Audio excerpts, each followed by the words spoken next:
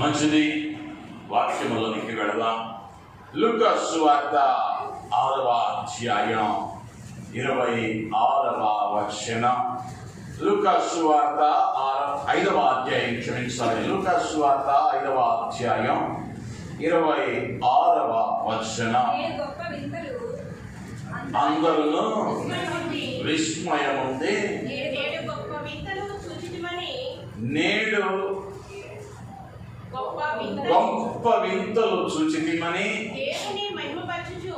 దేవుని మహిమపరచుచు భయముతో నిండుకొని దేవుని నామానికి మహిమ కలుగును గాక. హల్లెలూయా. అందరూ విస్మయముంది, గొప్ప వింతలు చూచితిమని దేవునిని మహిమపరచుచు భయముతో నిండుకొని దేవునికి మహిమ కలుగును గాక. హల్లెలూయా.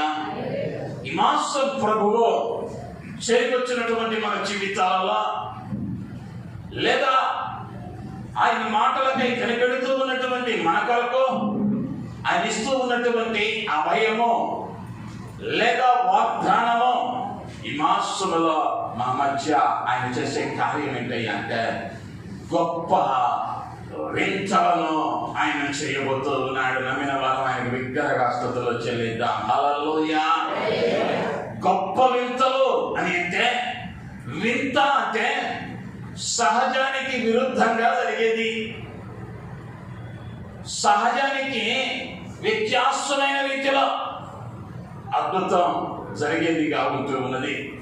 ఆయన అంటూ ఉన్నాడు, ఈ మాసములో నేను మీ మధ్య గొప్ప వింతలను నేను చేస్తాను, వాటిని చూచిన మీరు ఆయనను మహిమపరచుచు భయముతో నింపబడిన వారిగా మార్చబడబోతూ ఉన్నారు.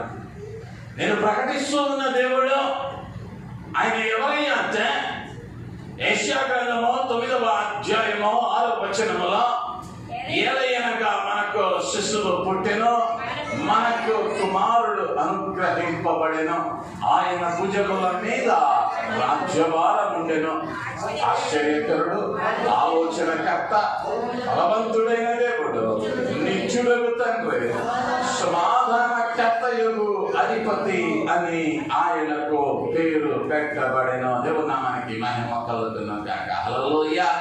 ఆయన పేర్లలోనే ఒక పేరు ఏంటయ్యా అంటే ఆశ్చర్యకరుడు, ఆశ్చర్యాలను జరిగించేటువంటి వాడు, వింతలను జరిగించేవాడు. ఈ మాసంలో ఆ ఆశ్చర్యకరుడైనటువంటి ప్రభువు నీ జీవితంలో గొప్ప వింతలను ఆయన జరిగించబోతూ ఉన్నాడు. అయితే ఆయన జరిగించడానికి సంసిద్ధుడైన వానిగా ఉంటూ ఉన్నాడు. ఆయన చేస్తానని చేయకుండా ఉండటానికి, మాట తప్పటానికి ఆయన నరమాత్రుడు కాడు. ఆయన గొప్ప మేలుల చేత ఈ మాసములో మనల్ని తృప్తిపరుస్తాడు, దానిలో ఎటువంటి సందేహం లేదు. అదే విషయాన్ని మీకా భక్తుడు మాట్లాడుతూ అన్నాడు. 7వ అధ్యాయము, మీకా గ్రంథము 7వ అధ్యాయము 15వ వచనములోనికి మనము రాగలిగితే, ఐగుప్తు దేశములో నుండి మీరు వచ్చినప్పుడు జరిగినట్లుగా నేను జనులకు అద్భుతములను కనబడుతును. దేవుడికి మహిమ కలుగును గాక. మీరు ఐగుప్తులో నుండి వచ్చినప్పుడు నేను ఏ విధంగా అయితే అద్భుతాలను చేశాను, ఆ విధంగా మీకు అద్భుతములను కనబడుతును అని ప్రభు స్పష్టంగా మాట్లాడుతూ ఉన్నాడు మీకా ప్రవక్త ద్వారా. దేవుడిని యెహోవా ఆ ఐగుప్తు నుండి ఇశ్రాయేలు జనాంగము బయటకు వచ్చిన తరువాత ఆయన అద్భుతాలను చేశాడు. అద్భుతం అంటే సహజానికి విరుద్ధమైనది అన్న విషయాన్ని నేను ఇంతకు మునుపే తెలియజేశాను. ఏనాడు అంతవరకు ఇశ్రాయేలు జనాంగం బండ నుండి నీరు రావటం చూడలా, సముద్రము పాయలవటం చూడలా, ఆకాశం నుండి ఆహారము కురవటం చూడలా, గాలి కొడితే పాడెమంతయో పూరేడు పక్షుల చేత మాంసాహారము చేత నింపబడటం ఎన్నడో చూడలా. అయితే దేవుడు ఏం చేశాడు అంటే వారి మధ్య అద్భుతాలను ఆయన చేసిన దేవునిగా ఉంటూ ఉన్నాడు. అయితే దేవుడు అద్భుతాలు చేసేటప్పుడు ఆ అద్భుతాలకు పునాదులుగా కనబడేటువంటి 4 కార్యాలు ఉంటూ ఉన్నాయి. అయితే అనేక పర్యాయాలు ఏదైనా మేలు జరగాలంటే కొన్ని ప్రాథమికమైనటువంటి లక్షణాలను మనం చూడటానికి అవకాశం ఉంటూ ఉన్నది. అయితే ప్రభువు దేవుడు చేసేటువంటి అద్భుతాలకు పునాదులుగా ఉన్న 4 కార్యాలను కనుక మొదటిగా మనం గమనిస్తే, మొదటిగా ఆయన అద్భుతం ఎలా చేస్తాడు అని అంటే కీర్తనల గ్రంథం 136వ కీర్తన 4వ వచనం.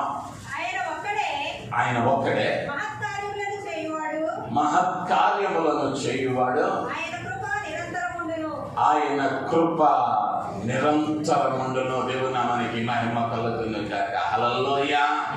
ఆయన ఒక్కడే మహత్కార్యములు చేయగలవాడు.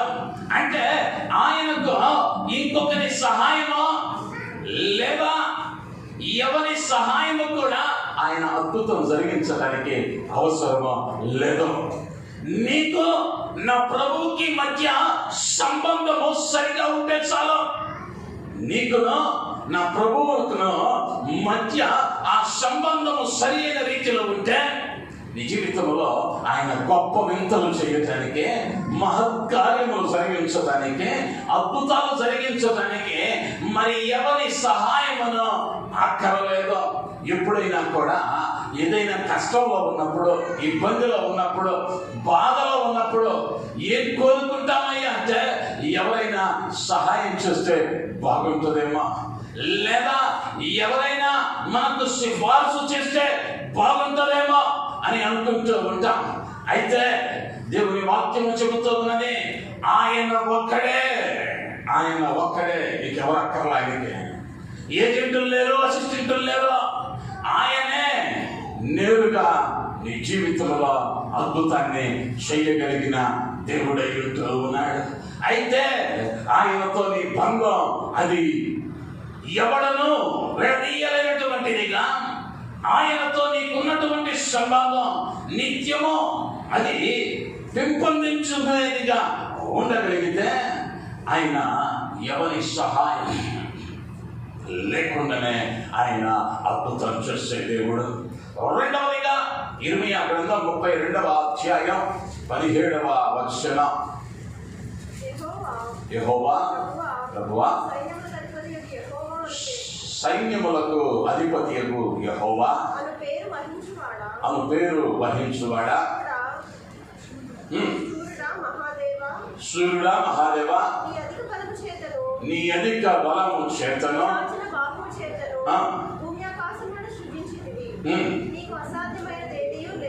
నీకు అసాధ్యమైనది ఏదియో లేదు.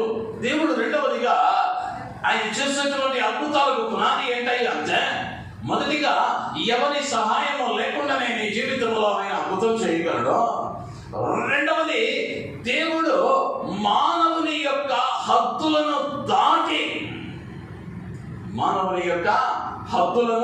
దాటి మానవునికి పరిమితి ఏంటయ్యి అంటే వాని వెంట్రుక వాడు తెల్లగానైనానో నల్లగానైనానో మార్చుకునేటువంటి శక్తి వానికి లేదు.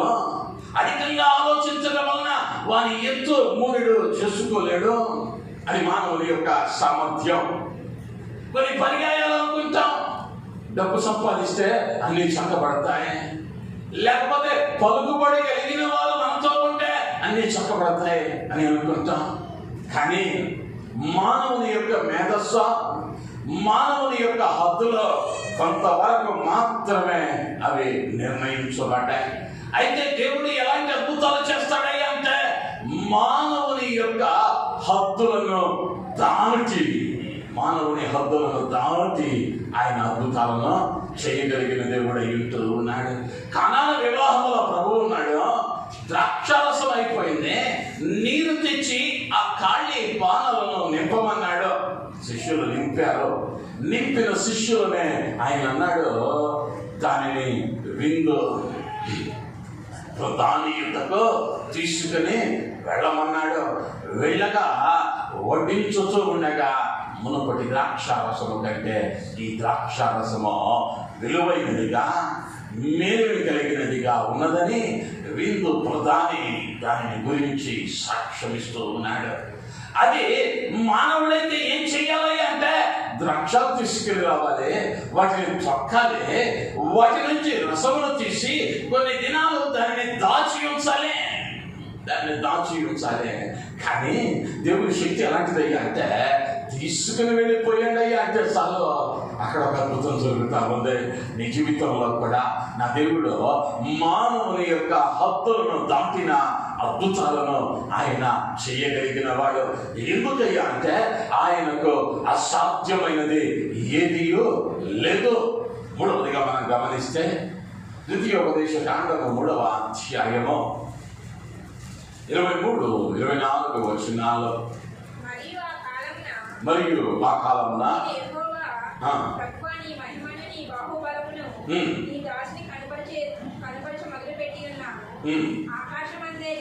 ఆకాశమందే కానీ భూమి అందే కానీ నీవు చేయ క్రియలను చేయగలిగిన దేవుడు ఎవడు? దేవుడు నామానికి మహిమ కలుగునుగాక. హల్లెలూయా. అంటే మూడవదిగా ఎలాంటి అద్భుతాలు ఆయన చేస్తాడయ్యా అంటే మరి ఒకరు ఇంటి కార్యాలు చేస్తారని పోల్చడానికి కూడా సరిపోదు. పైన ఆకాశం ఉందే కానీ కింద భూమి ఉందే కానీ నీ వంటి కార్యాలు చెయ్యగలిగిన వాడు ఎవడు లేడు. ఆయన మాత్రమే, ఆయన ఒక్కడే అద్భుతాలను చేయగలిగిన దేవుడు. ఆయన మాత్రమే చేయగలడు. ఆ చేసేటువంటి అద్భుతం పోల్చటానికి మించినటువంటి అద్భుతాలను ఆయన జరిగించేటువంటి దేవుడు అయ్యుంటూ ఉన్నాడు. చివరిగా యోబు గ్రంథము 5వ అధ్యాయము 9వ వచనం. యోబు గ్రంథం 5వ అధ్యాయం 9వ వచనం. ఆయన పరిశోధింపజాలని మహాకార్యములను లెక్కలేనన్ని అద్భుత క్రియలను చేయువాడు. దేవుని నామానికి మహిమ కలుగునుగాక.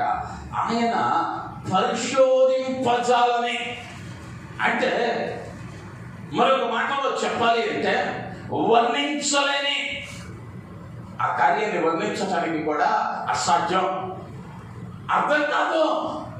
ఆ విధంగా ఆయన అద్భుతాన్ని చేస్తాడు. నాకు అర్థం అవ్వాలంటే ఎవరైనా వెళ్ళి అయ్యా 5 రొట్టెలు 2 చేపలు ఎంతమంది తినగలరు అని అంటే ఎవరైనా చెబుతారు ఈ లోకంలో ఉన్నవాడు ఒక్కడు తినగలరని. కానీ అదే 5 రొట్టెలు అదే 2 చేపలు నా యేసు చేతిలోకి వెళితే ఎవ్వరు వర్ణించడానికి కుదరలా. అదే ఎట్ట తిన్నారో 5,000 మంది తెలీదు, ఎలా మిగిలినయో 12 గంటలు తెలీదు. వర్ణించటం అసాధ్యం. ఆయన అద్భుతాన్ని ఎలా చేస్తాడయ్యా అంటే వర్ణింప శక్యము కానీ అద్భుతాలను ఆయన చేసే దేవుడు. ఆయన అద్భుతాలు చేస్తూ ఉన్న క్రమంలో ఆయన అద్భుతాలకు పునాదులుగా ఏమున్నాయ్యా అంటే మొదటిగా నీ జీవితంలో ఆయన అద్భుతం చేయటానికి మరి యొక్క సహాయకుడు ఆయనకు అక్కర్లేదు. నీకునో నీ ప్రభువుకునో ఆ సంబంధం గట్టిగా ఉంటే చాలు. ఆయనను నీవు మరపెట్టేవానివిగా, ప్రతిమలాడేవానివిగా, ఆయనకి ఇష్టమైన జీవితం నీవు జీవించగలిగితే నీ జీవితంలో ఈ మాసంలో నా ప్రభువు గొప్ప వింతలను ఆయన చేయబోతూ ఉన్నాడు. రెండవదిగా మానవుని హద్దులకు మించినటువంటి అద్భుతం అంటే మానవుడు చేయలేనటువంటి కార్యం, ఇక ఇది జరగదు అని నీవు అనుకున్న కార్యం ఆయన ఏం చేస్తాడయ్యా అంటే అద్భుతంగా దాన్ని జరిగిస్తాడు. మూడవదిగా ఆయన మరి యొక్క దానితో పోల్చటానికి అవకాశం లేని అద్భుతం.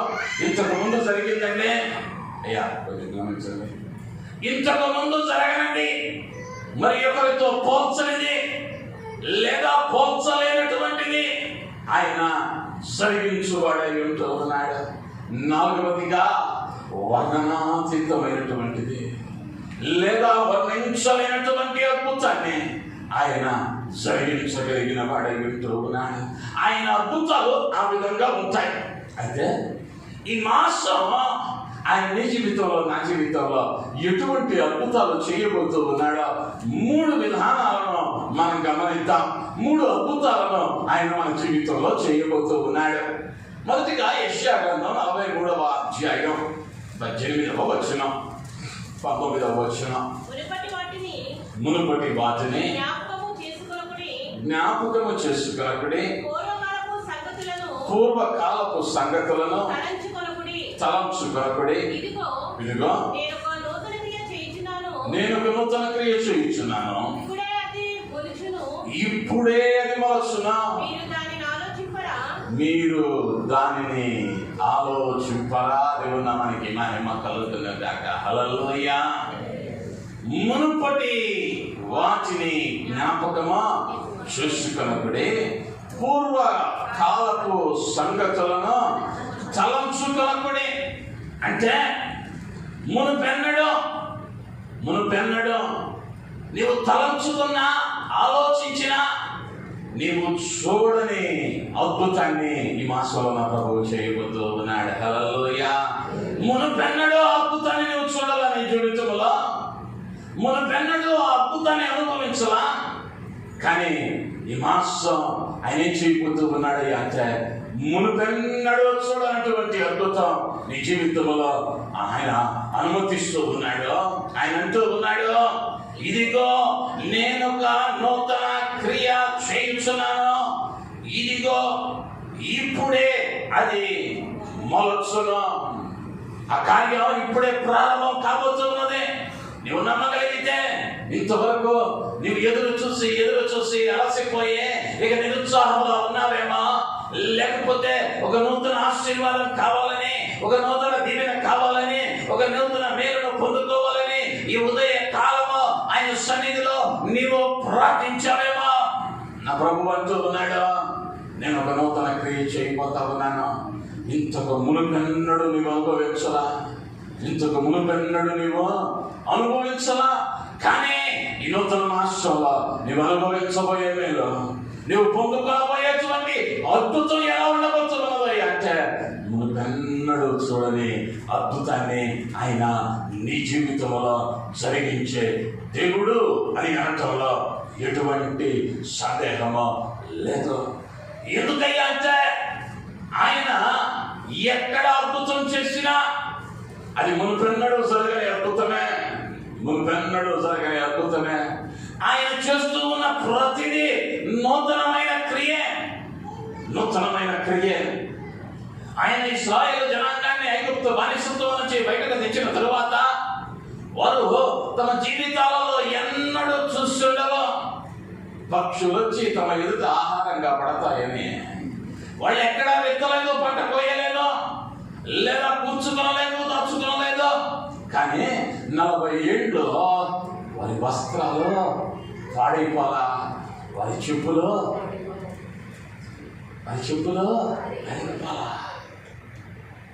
ఏమంటే సంవత్సరానికి 4 జతలు మారుస్తామే, మరి 40 ఏళ్ళు ఎక్కడ నడిచారు వాళ్ళు అంటే వాళ్ళు ఎదుగుతూ ఉన్న కొలదే వారి వస్త్రాలు ఎదిగాయి, వారి చెప్పులు ఎదిగాయి. అది వింత కాదా? అదే 40 ఏళ్ళు చెప్పులు మార్చలేదయ్యా అంటే వాళ్ళు ఎక్కడ కూర్చొని చెప్పులు వాడకుండా ఉన్నవాళ్ళు కాదు. కొండలలో, లోయలలో సంచరించిన వారు, ప్రయాణం చేసిన వారు. అంటే వారు మునుపెన్నడూ చూడని అద్భుతం ఎక్కడ చూశారయ్యా అంటే ఆ ఎడారిలో గమనించగలిగారు, ఆ అద్భుతాన్ని అనుభవించగలిగారు. నీ కుటుంబంలో మునుపెన్నడూ చూడని అనుభవం, మునుపెన్నడూ చూడని ఆశీర్వాదం ఈ నూతన మాసం నా ప్రభువు ఆజ్ఞాపించు వాడై ఉంటూ ఉన్నాడు. నా ప్రభువు మాట ఇస్తూ ఉన్నాడు. నీవు ఆ ఆశీర్వాదానికి తగినట్లుగా నిన్ను మలచుకొని పరిశుద్ధమైన హృదయంతో ఆ పరిశుద్ధుడు ప్రభువును నీవు నమ్మగలిగితే ఈ మాసంలో ఆయన పనివానిగా నేను మాట ఇస్తూ ఉన్నాను. ఆయన నీవు మునుపెన్నడూ చూడని అద్భుతం నీ జీవితంలో 100కి 100 పాళ్ళు ఆయన జరిగించును గాక. నమ్మిన వారు ఒక్కసారి ఆమేన్. ఆయన అలాగూ చేయును కాక. రెండవదిగా మనం గమనిస్తే యెషయా గ్రంథం 48వ అధ్యాయం 5వ వచనం నుంచి 7వ వచనం వరకు, నా విగ్రహము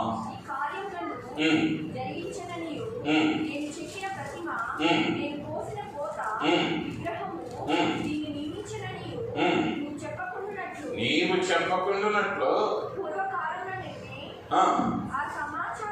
ఆ సమాచారము నీకు తెలియచేసి తిని, అది జరగక మునిపే దానిని నీకు ప్రకటించి తిని, నీవు ఆ సంగతి విని ఉన్నావు.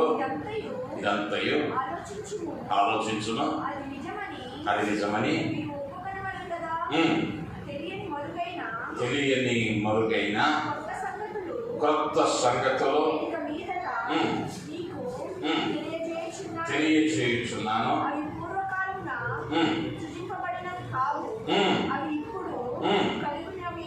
కలుగునవియే, అవి నాకు తెలిసే ఉన్నవని నీవు చెప్పకుండానట్లు ఈ దినమునకు ముందు నీవు వాటిని విని ఉండలేదు. దేవుని నామానికి మహిమ కలుగును గాక. హల్లెలూయా.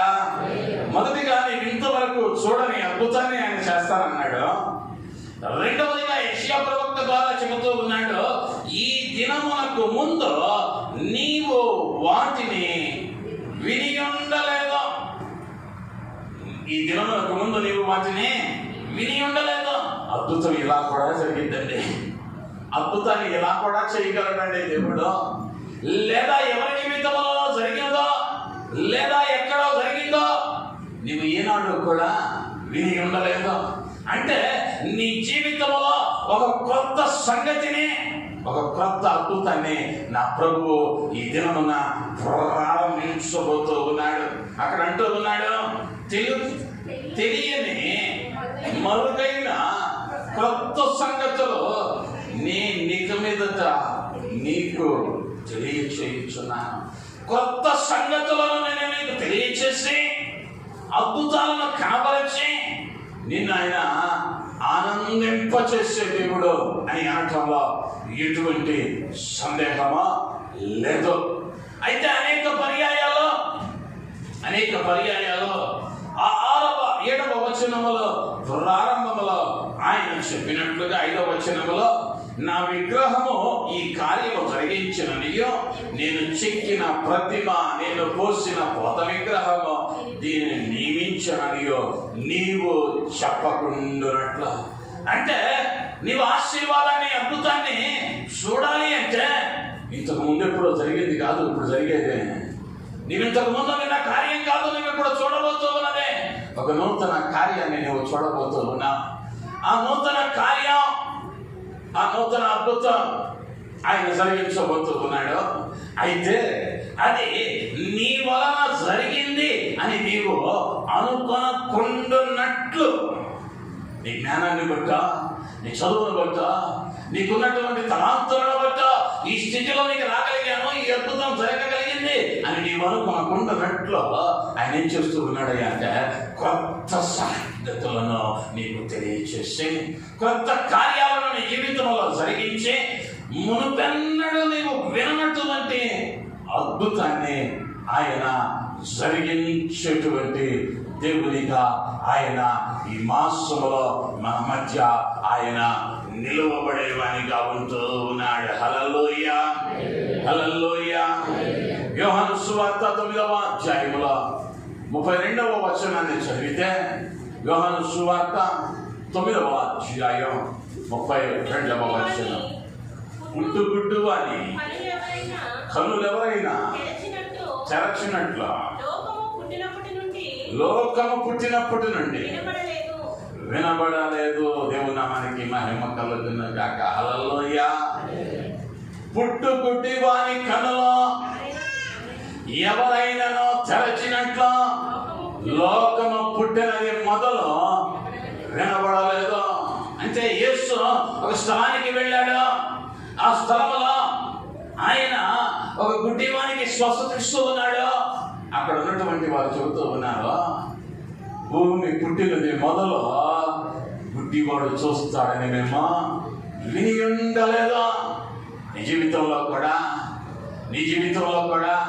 ఈ మాసంలో ఇంతవరకు ఇలా అప్పులు పోతాయ్యా, ఇలా రోగాలు పోతాయ్యా, ఇలా ఉద్యోగాలు వస్తాయ్యా, ఇలా దీవిస్తాడయ్యా అని నీవు విని ఉండని రీతిగా నా ప్రభువు ఏం చేయబోతా ఉన్నాడయ్యా అంటే, నీవు వినని కొత్త అద్భుతాన్ని నీ జీవితంలో నా ప్రభువు జరిగించువనిగా ఉంటూ ఉన్నాడు. హల్లెలూయా, హల్లెలూయా. నువ్వు నమ్మగలగాలి, నువ్వు విశ్వసించగలగాలి, అది పొందుకున్నట్లుగా నీ జీవితాన్ని మలచుకోవాలి. ఎప్పుడైతే మలచుకున్నావో, ఎప్పుడైతే మార్చుకున్నావో ఆయన ఏమేమి చేస్తానన్నాడయ్యా అంటే, నువ్వు చూడని అద్భుతాలు. నేను ఎప్పుడు చెప్పే మాట, ఏది అంటే దేవుడు కాకులతో ఆహారాన్ని పంపాడు. వాస్తవమే, చరిత్ర గ్రంథాలు వాటిని గురించి సాక్ష్యం ఇస్తా ఉన్నాయి. అయితే నువ్వు చూడలేదే ఏలియా కాకులకు ఆహారం తీసుకుని రావతా, కానీ నీవు చూడని ఆ అద్భుతాన్ని ఆయన నీ జీవితంలో జరిగించగలిగిన సమర్థుడు. నేను ఎప్పుడు సాక్ష్యం ఇస్తా. ఏలియా కాకులు ఎలా తెచ్చినాయో తెలియదు, నాకైతే తెస్తా ఉన్నాయి అంటను. నన్నైతే పోషిస్తా ఉన్నాయి. నేనైతే ఒట్టివాడను, మట్టి వంటి వాడను, ఈ జ్ఞానం లేని వాడను. కానీ ఆయన ఎలా చేస్తాడు ఈ అద్భుతాలు అంటే, మునిపెన్నడు చూడని అద్భుతం. ఆయన ఎలాంటి అద్భుతాల చేత నీ మాసంలో తృప్తిపరుస్తాడు అంటే, మునిపెన్నడు విననటువంటి అద్భుతం ఆయన చేస్తాడు. మూడవదిగా ఇర్మియా గ్రంథం 33వ అధ్యాయం 2-3 వచనాలు. మాట నెరవేర్చు యెహోవా, స్థిరపరచవలనని దాన్ని నిర్మించు యెహోవా,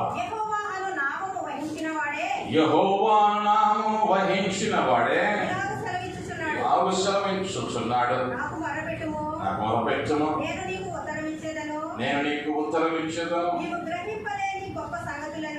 నీవు గ్రహింపలేని గొప్ప సంగతులను, గూఢమైన సంగతులను నీకు తెలియచేతును. దేవుని నామానికి మహిమ కలుగును గాక. హల్లెలూయా.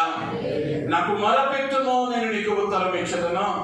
నీవు గ్రహింపలేని గొప్ప సంగతులను, గూఢమైన సంగతులను నీకు తెలియచేతును.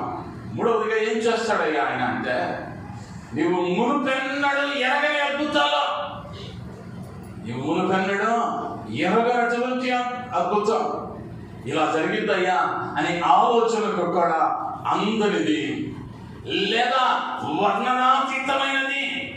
మన మానవ మెదడుకు అది అంతు చిక్కనిది. అటువంటి అద్భుతాలను, గ్రహింపలేనటువంటి అద్భుతాలు, గ్రహించలేనటువంటి అద్భుతాలు ఆయన చేయగలిగిన వాడై ఉంటూ ఉన్నాడు. ఎలా ఉంటాయి అంటే, గోదావరి జిల్లాలో ఒక యవనస్తురాలు ఒక తీర్మానం తీసుకుంది. ఆదివారం నేను మందిరానికే వెళ్ళాలి, ఆ రోజు వచ్చేటువంటి ఏ పరీక్ష కానీ నేను రాయకూడదు అనుకుంది. కానీ ఆ బిడ్డ ఆశ ఏంటయ్యా అంటే, ఐఏఎస్ అవ్వాలనే ఆశ యవనస్తురాలకి. ఐఏఎస్ అవ్వాలనుకుంది, కానీ పోటీ పరీక్షలన్నీ ఆదివారమే పెడతా ఉన్నారు, కాంపిటేటివ్ ఎగ్జామ్స్ అన్ని. ఐఏఎస్ పరీక్ష రాయాలంటే సివిల్స్ ఆదివారం వెళ్ళి రాయాలి.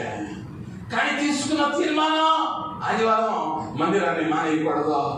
ఇప్పుడు తీర్మానమా, ప్రభుత్వ ఉద్యోగమా, సతమతమవుతూ ఉంది. కానీ గుండె ధైర్యం చేసుకుంది. నా దేవుడు అద్భుతాలు చేసే దేవుడు కదా, అద్భుతాలు చేసే దేవుడు కదా. ఆదివారం ఆయన అది మారితే రాస్తా, అది ఆదివారం కాకుండా మరి ఒక రోజు అయితే రాస్తానని తీర్మానం తీసుకుంది. ప్రార్థన చేస్తా ఉంది, ఎంతో కాలంగా సిద్ధపడుతూ ఉంది. సంవత్సరం అయింది. ఇక బంధువులు ప్రారంభించారు. అమ్మ పుట్టినది మొదలు ఇప్పటి వరకు ఆదివారం సివిల్ ఎగ్జామ్ జరిగినట్లా మేము వినలా, జరగదండి. కాబట్టి మనసు మార్చుకొని రాయమ్మ అన్నారు. కాదు, నా దేవుడు ఏదో ఒక అద్భుతం చేస్తాడు, ఏదో ఒక అద్భుతం చేస్తాడు. ఒక ఆదివారం ఆ ఊర్లోనే ఒక మీటింగ్ జరుగుతుంది. ఒక విదేశీయుడు వచ్చాడు వాక్యాన్ని అందించడానికి. ఎవరు దైవజనుడు అమెరికా దేశంలో ఒక గొప్ప మందిరానికి కాపరే. అయితే ఆ రోజు ఏమైంది అంటే ఆ పక్క గ్రామం నుండి మరి ఒక రావాలి తర్జుమా చేయటానికి ఈ యొక్క విదేశీ దైవజనునికి సమయం అయిపోతూ ఉంది. ఆయన రావడంలో ఆలస్యం జరిగింది. ఇక్కడున్న పాస్టర్ గారికి టెన్షన్ వచ్చేస్తా ఉంది. సరే మన వాళ్ళలో ఎవరన్నా ఉన్నారేమో ఇంగ్లీష్ నుంచి తెలుగులోకి తర్జుమా చేయటానికి అని వెతికారు. వెతికిన వెంటనే ఈ యవనస్తురాలు జ్ఞాపకం వచ్చింది. చాలా ఎక్కువ చదువుకుంది కదా, బాగా చదివింది కదా, తర్జుమా చేసిద్దేమోనని ఆ సహోదరిని అడిగాడు. అమ్మా, పాస్టర్ గారు రావటం ఆలస్యమైంది, తర్జుమా చేసేటువంటి దైవజనుడు, నీవేమైనా చెయ్యగలవా అని అడిగితే దేవుడు ఇచ్చిన అవకాశాన్ని సద్వినియోగం చేసుకుంది. ఆ దినం ఆ రాత్రి ప్రభు పరిచర్యలో తర్జుమా చేయటానికి నిలవబడింది. జరిగింది ఏంటి అంటే ఆ దైవజనునితో పాటు ఆ దైవజనుని తల్లిదండ్రులు కూడా వచ్చారు అప్పుడు విదేశాల నుంచి. వారికి ఈ తర్జుమా చేస్తూ ఉన్నటువంటి ఆమె నడిపింపబడిన విధానం, ప్రభువు ఆమెను వాడుకుంటూ ఉన్న విధానం చూసి వారు ముగ్ధులై ఆ పాస్టర్ గారిని అడిగారు, అయ్యా ఆ అమ్మాయి కుటుంబానికి ఇష్టం ఉంటే మా కోడలుగా చేసుకుంటాం, మా కోడలుగా చేసుకుంటాం. ఆ ఇంటి వారు ఒప్పుకున్నారు. వివాహం అయింది, కొన్నేళ్లు గడిచింది. ఆ దైవజనురాలు ఒక ఇంటర్వ్యూ ఇస్తూ అందే, నేను దేవుడు నా జీవితంలో ఈ ఐఏఎస్గా అయ్యి నా రాష్ట్రంలో ఒక జిల్లాని బాగు చేద్దామని నేను ఆశపడ్డా.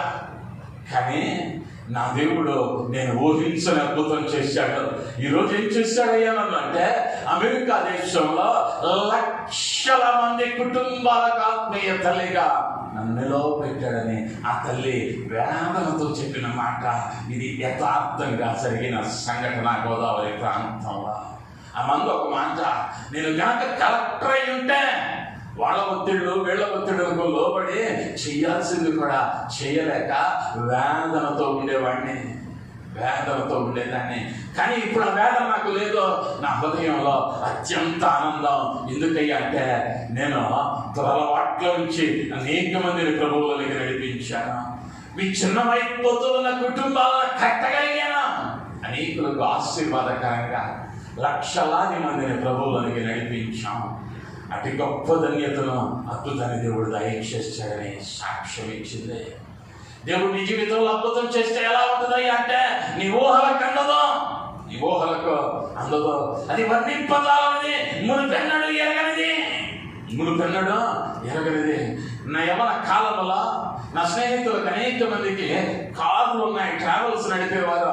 వారు నన్ను మాటికి అడిగేవారు, అరే ఖాళీగా ఉన్నావు కదా, రా కారు నేర్చుకో, ఎందుకైనా ఉపయోగపడిద్ది అనేవాళ్ళు.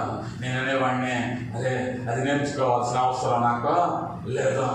ఎందుకయ్యా అంటే అది కొనే స్తోమత అవసరం నాకు లేదో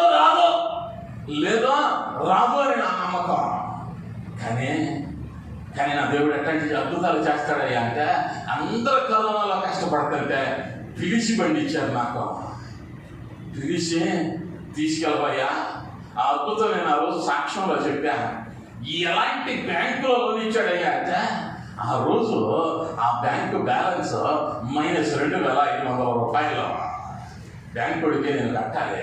రాష్ట్రం గారి అకౌంట్ 2,500 బ్యాంకు ఇంకా కట్టాలి. 6 మాసాల నుంచి అంతే ఉన్నది. వాళ్ళు ఫోన్ చేసి, ఉద్యోగం లేదయ్యా, మాకు ఆదాయం లేదు, శాలరీ స్లిప్ అడిగారు లేదన్నా. కానీ ఆయన చేయదలుచుకుంటే ఎటువంటి అయ్యా అంటే ఏది లేకపోయినా అన్నిటినీ కలుగ చేయగలిగిన దేవుడు. హల్లెలూయా. అవి ఊహలకందో వర్ణించలేనివి. ఈ మాసంలో ఆయన ఏం చేయబోతా ఉన్నాడయ్యా అంటే నీవు ముందెన్నడూ చూడని అద్భుతం.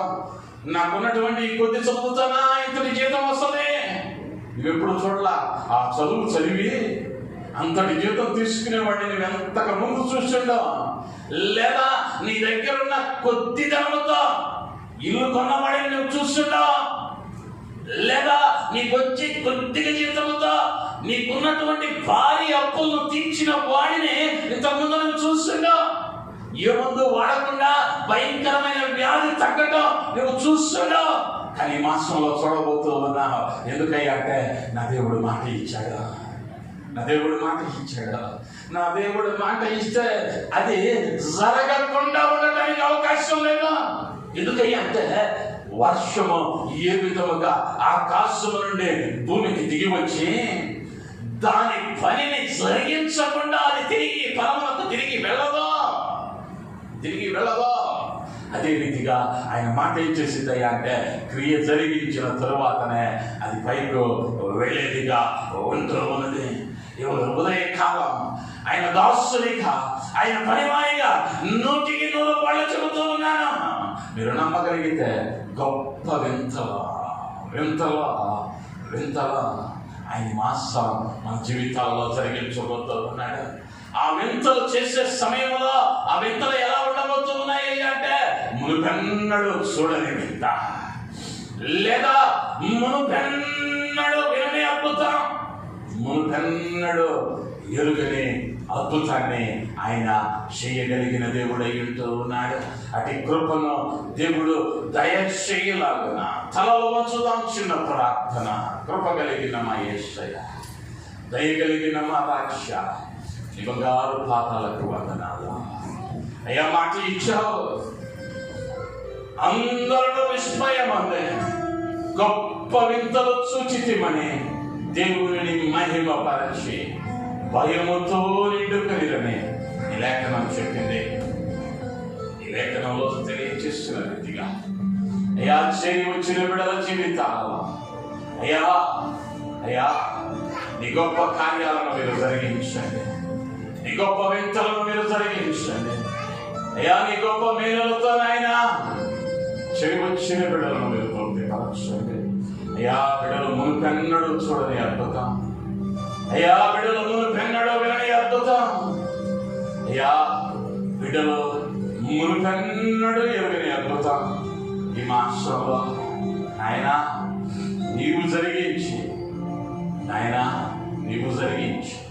బిడ్డలను ఆనందింప చేయమని, ఆశీర్వదించమని యేసు నామములో అడిగి బ్రతిమలాడి వేడుకుంటూ నా